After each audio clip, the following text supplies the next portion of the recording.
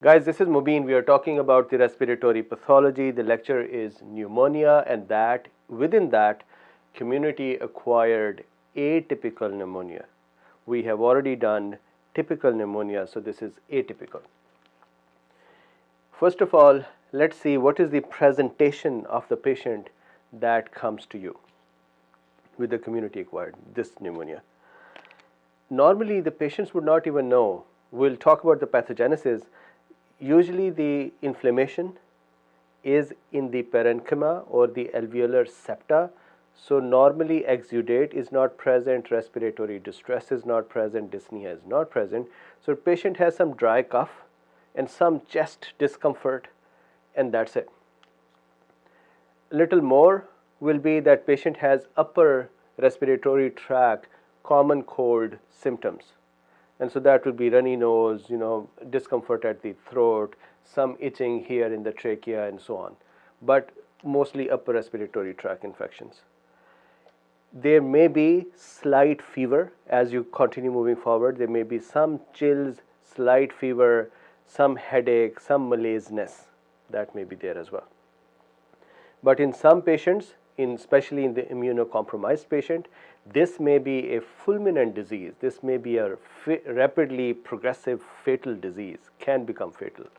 And in such patients, what is strange for you as a doctor will be that the respiratory distress and the dyspnea is going to be will be disproportionate, will be more than you expect, because you hear the chest and it is clear. You look at the chest x-ray and there is not much you can see there. You see the sputum and there is not much sputum there, and still the patient has lots of dyspnea and distress. And if that patient is not properly managed, it is possible that the patient would die. So with this kind of a presentation, let us see what atypical pneumonia is. First of all, the pathogens that cause it. There are primarily, it is usually viral, and then there are bacteria that are involved as well. However, please keep in mind that when there is viral upper respiratory tract infection, common cold, then there is a secondary bacterial infection that is possible in the lungs, causing bacterial pneumonia as well. This is why the community acquired pneumonias are actually classified into two groups: community acquired bacterial or typical pneumonias, and community acquired non-typical and non-bacterial, because primarily the pathogens are viruses. Although, as you can see here, Mycoplasma, Coxiella, Burnetti, and Chlamoydophila Pneumoniae are bacteria or tiny bacteria that are also involved in this. Now remember this, Mycoplasma and the Chlamoydophila Pneumoniae are both treatable causes of atypical pathogens or atypical pneumonia. This is why if you have a patient who you suspect has atypical pneumonia and you have to quickly take care of the patient is going in distress, then you at least start with macrolides, because macrolides would treat both of these treatable causes of atypical pneumonia. If there is anything else, these are viruses, you can't really do much about that, although nowadays you can give antivirals as well. So on the viral side, which is more prevalent, influenza, common flu, type A, B, and C, and mostly type A, Rhinovirus, coronavirus, Rubella, Adenovirus, and Vericella. Now, atypical pneumonia is usually the pneumonia of the children and young adults. Mostly it affects the patients who are lesser than 40 years of age, and most of the time in the community setting, for example, schools, prisons, shelters, and such other places. Now, what happens? What is the difference of the atypical pneumonia compared to typical? We know that in the typical pneumonia, the pathogen, the bacteria, they reach the alveoli and they start inflammation and damage in that, and so alveoli become filled with fluids and exudates and the inflammatory cells, and that is the consolidation that happens. This is bacterial pneumonia,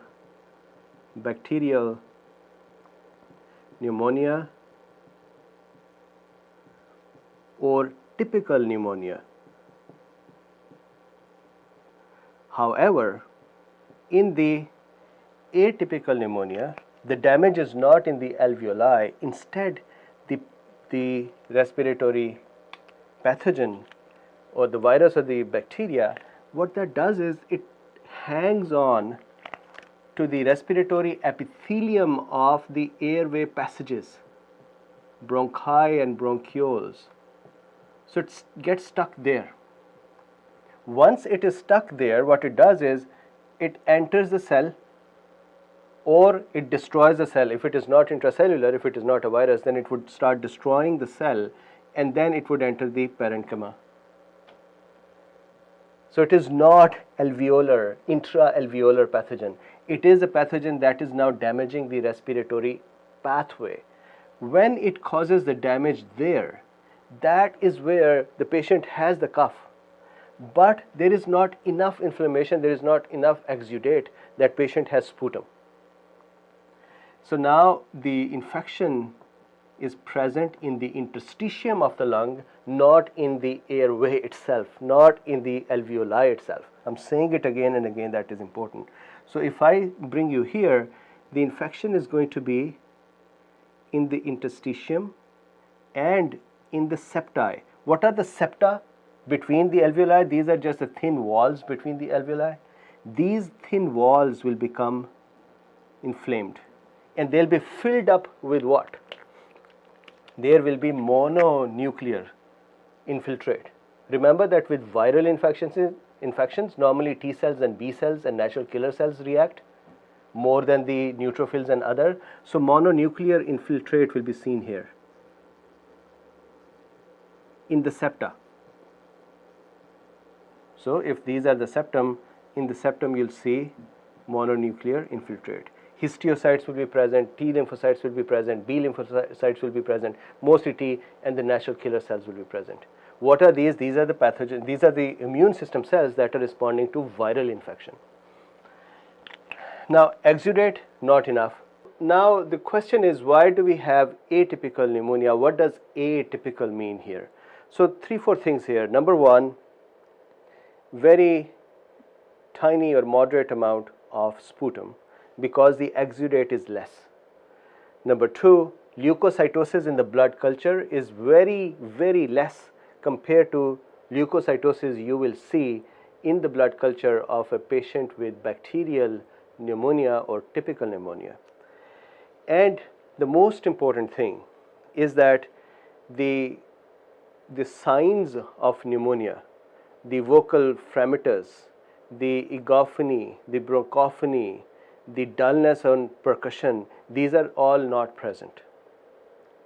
So you're not able to hear, or even on the radiographic presentation, you will not see the normal signs of pneumonia. This is why it is called atypical pneumonia.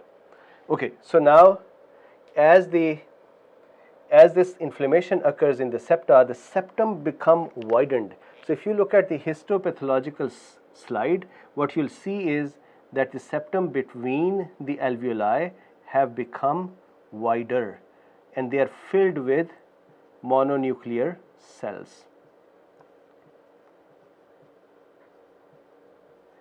Now one more thing that is very, very important is what is the reason that the patient develops dyspnea and develops distress?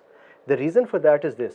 Look, this inflammation that is happening outside the walls of the alveoli near the blood vessels. Remember, there are blood vessels here and there are blood vessels here, there are blood vessels here, right?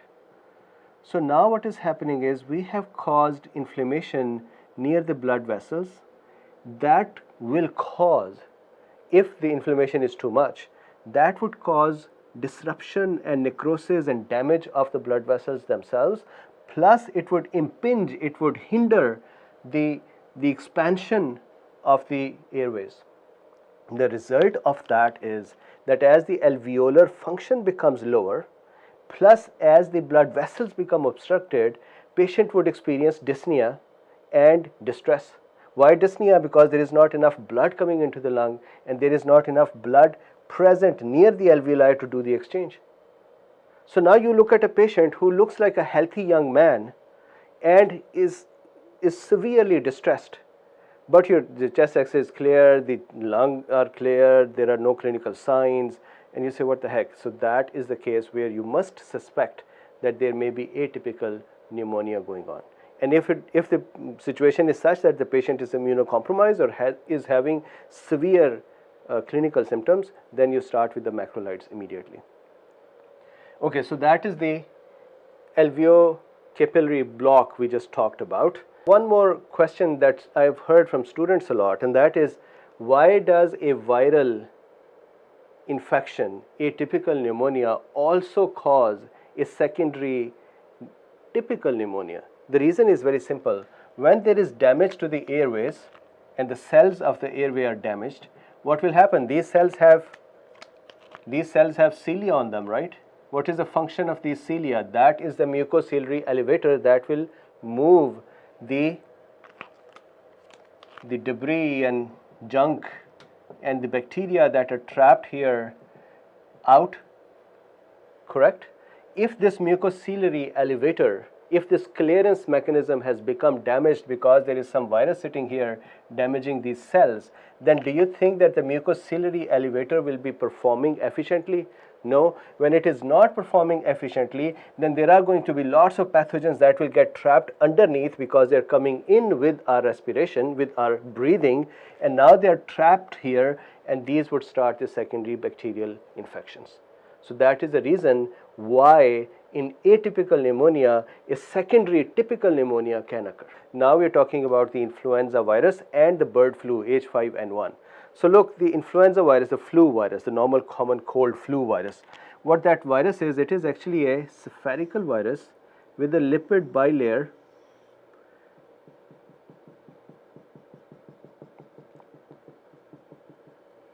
so this is a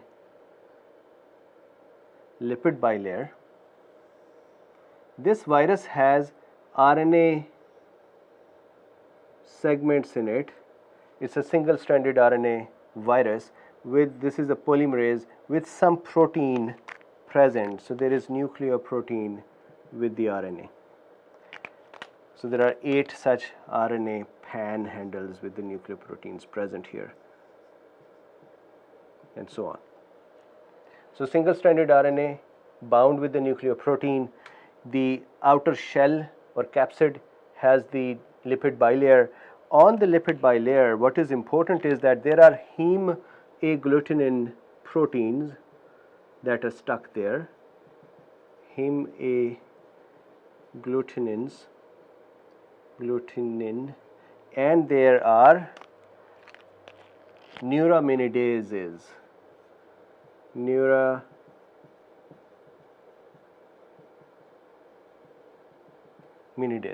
So some neuraminidase are present out there, and then heme agglutinins are present. Now the virus type is determined by the nucleoprotein and the RNA. So from there we have type A, B, and C. It is the type A which infects the humans, pigs, horses, poultry, and so on. And so that is what is important for us to understand. The subtype, for example, we say influenza virus A, H1N1. So H1 stands for hemagglutinin 1, and neuraminidase N1 would stand for neuraminidase type 1.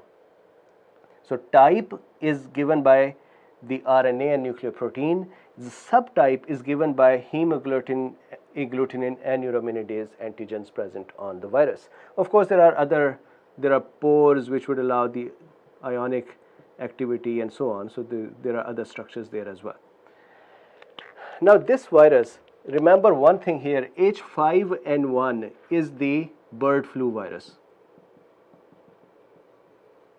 That is a subtype that caused the bird flu. It is the one in Asian countries that it was in the poultry and it caused a disaster in the poultry, plus it had a potential to jump to humans as well, so that is why it is dangerous too. Now in the developed countries, it is really, this virus causes on the extremes of ages, that means young babies, and that means babies are young, and that means elderly, they normally get infected by the influenza virus. Now this virus can have a drift and a shift. What does that mean? An antigenic drift and an antigenic shift. Antigenic drift is normally when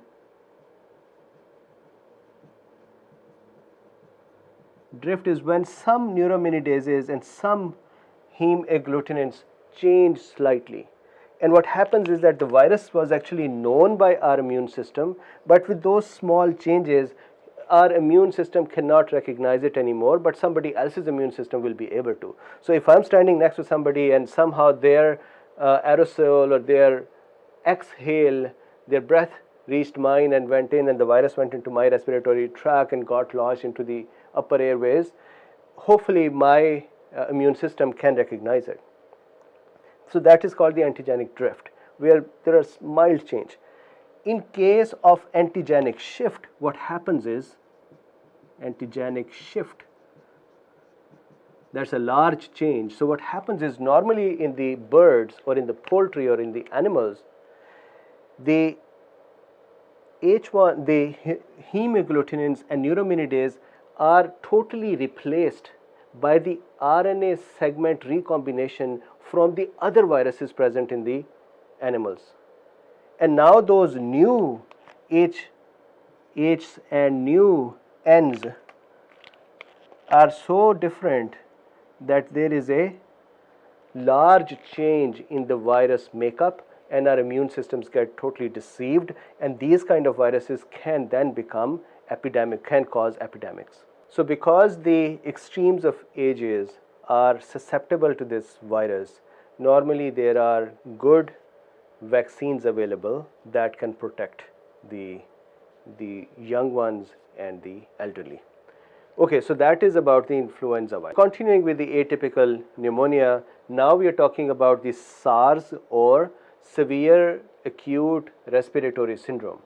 So the virus, the coronavirus type that caused this, appeared in 2002, and it appeared in the Guangdong province of China. From there it actually traveled to Singapore, Taiwan, and finally it reached Toronto as well, really next door, and it caused lots of deaths at that time, and it became an epidemic. Interesting thing is that the virus was actually present in the masked palm civets. So civets are small animals, I think smaller than the cats, and these animals have this virus. These animals are eaten in China, so from the civet it went into a human, and then from human to human it kept moving forward. Now how does this virus cause the infection? So normal coronaviruses, see I have marked the coronavirus here for SARS. The normal coronaviruses cause upper respiratory tract infection. However, the one that caused SARS caused the lower respiratory tract infection and viremia. So if this is the respiratory tract, the coronavirus which was causing SARS actually caused infection in the lower part of the respiratory tract and caused atypical pneumonia. With that, it also caused viremia. And so what is the typical clinical manifestation? Patient normally about 2 to 10 days after the exposure to the virus, patient starts getting chills, malaise, low-grade fever, and just dry cough, some dyspnea. And normally it would resolve. But if it does not resolve, if the patient dies, then the patient's lungs, the lower respiratory tract, they show a lot of alveolar exudate, which is interesting, that virus causing atypical pneumonia and having alveolar exudate. Why? Because of the extensive damage it is causing and the secondary infections that are happening. So one, there is exudate, and secondly, the virus is going to cause lots of necrosis and the damage in the lower respiratory tract, and the most important thing is that you would see giant cells. So that means macrophages are involved, that means macrophages are surrounding and they are fusing and they are activated and they are forming the giant cells. So these are the typical presentations inside the lungs. Thank you.